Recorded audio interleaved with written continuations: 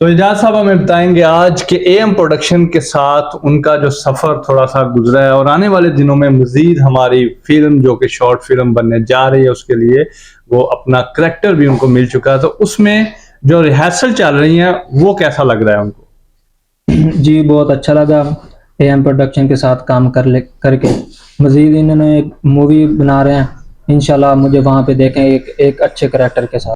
तो ये सबके लिए पैगाम भी है और पॉडकास्ट एक इंफॉर्मेटिव वीडियो भी है उन लोगों के लिए जो आना चाहते हैं मीडिया की फील्ड में और कदम रखना चाहते हैं, मॉडलिंग, फैशन प्लस सिंगिंग, जो भी उनके अंदर टैलेंट है वो अपने आप को लेके आना चाहते हैं फ्रंट ऑफ द कैमरा।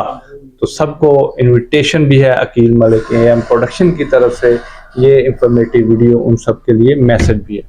तो जो भी ज्वाइन करना चाहते हैं हमारा नीचे नंबर चल रहा है, आप कांटेक्ट कर सकते हैं, ऑडिशंस चल रहे हैं। Thank you.